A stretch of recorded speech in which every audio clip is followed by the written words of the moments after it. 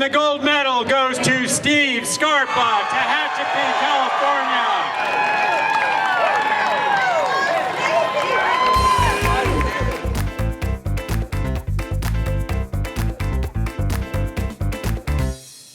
Man, I think I had my first wannabe mustache, I want to say 78 or 79.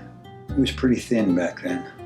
If you even had a little bit of fuzz on your face, you thought you were the coolest kid ever in high school. During the 80s, I always had a beard. Just never liked getting up every morning and shaving.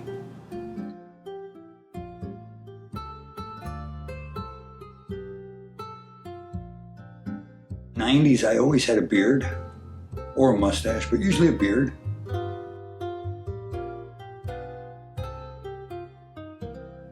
And then in the 2000s, I've always had a mustache or a beard, always. I grew up in the 70s when drugs were rampant. In the early 80s, I discovered speed, and it was the greatest thing to me that I have ever, I fell head over heels in love with this drug, and I couldn't get enough.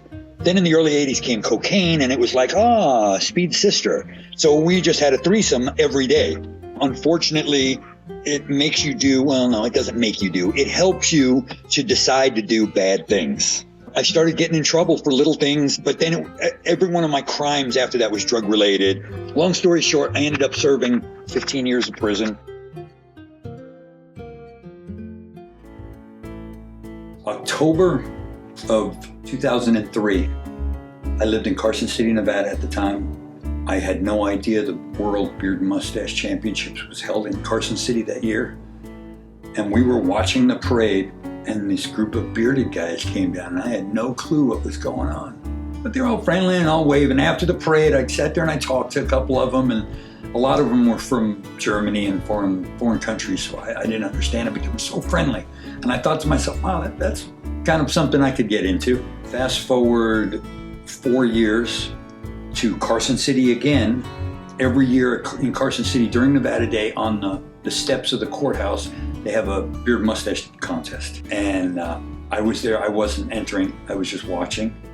And Phil Olson and Toot Joslin came up to me. They just beelined it right to me, and I just went out of their way to be friendly and, hi, how you doing? Here's our cards. This is what we do.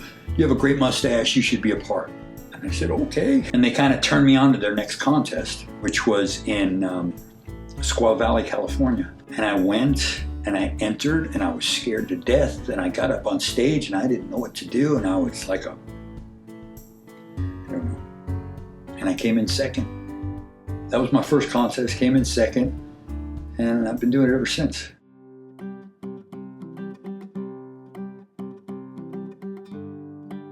We went to Bend. It was so exciting. It was just a rush of meeting all these people that I've never met before, only kind of Facebooking kind of thing. I went up there and I'm like, holy crap. I always thought I had a decent mustache at the time, but I was like, man, oh man, look at these guys. It's a whole different ballgame here. And I didn't even make the finals then. I was cut out in the first round, and I remember I was so excited getting up on that stage, and then when they called the finalist, I was like, oh. And I was like, not disappointed, but just all the air got let out of my sails.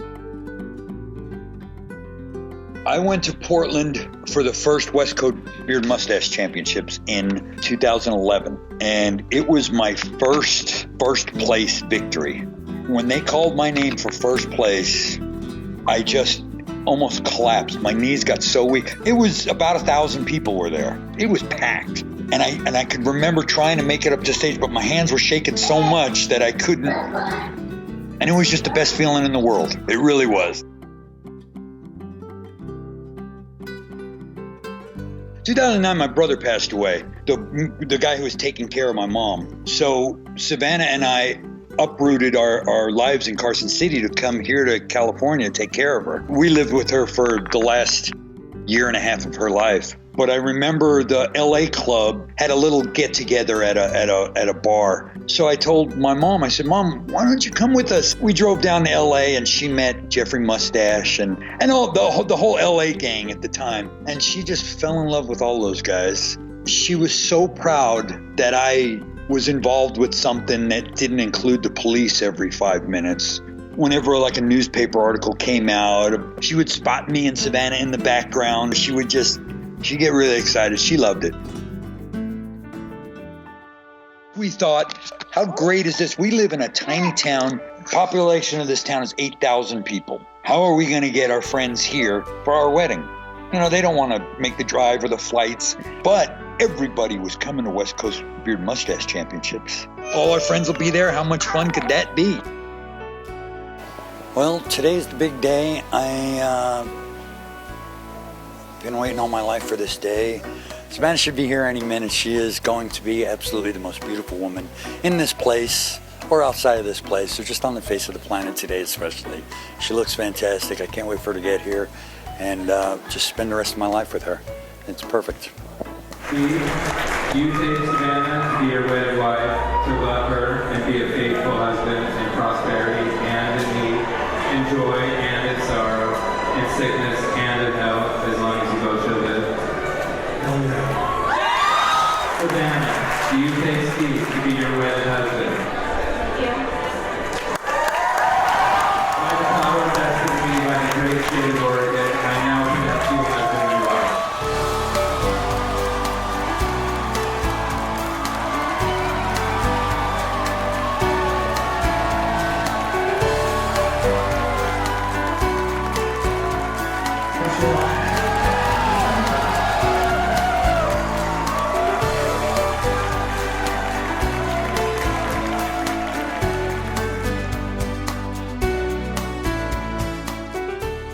You know, you could either learn in prison, you could either learn to be a better criminal, or you could truly learn from that experience and better yourself. Thankfully, I learned, you know, there's more to life than that crap, and there is nothing in the world, save for protecting him or my wife, that I would ever go back to prison for.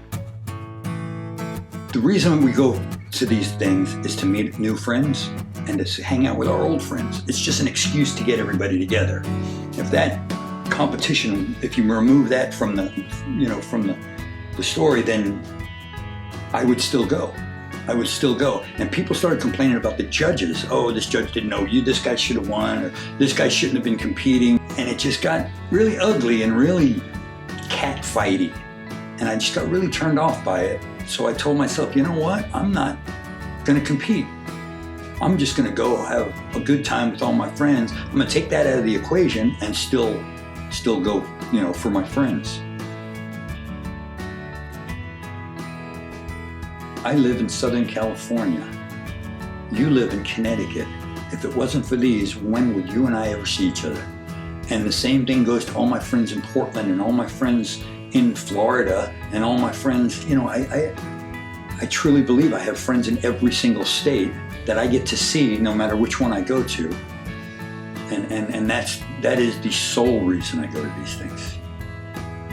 You know, everything else is just gravy.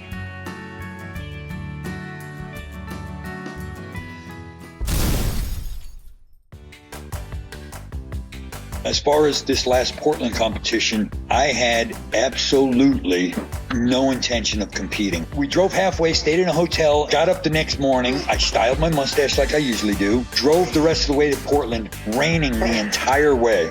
We get to Portland, it's pouring out, and by this time my mustache is just dripping straight down. I'm looking at Savannah, and Savannah's looking at me, and jokingly, I said, wow, I should compete in Fu Manchu, huh? And she said, oh, you totally should do that.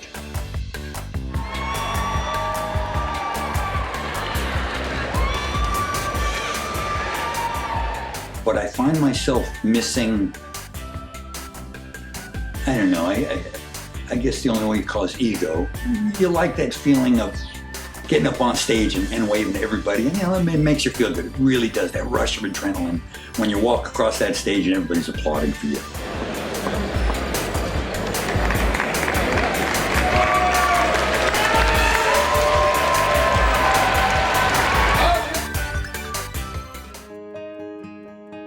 just live every day like you want to remember it. And that's what I try to do. Meet everybody. If someone, just today, I've met 5 or 6 new people I've never met before. But I made sure, introduce myself, go up, say hi, become their friends, learn their name. So that way the next time you see them, all of a sudden now he's an old friend. Or she's an old friend. So just get everything you can out of it.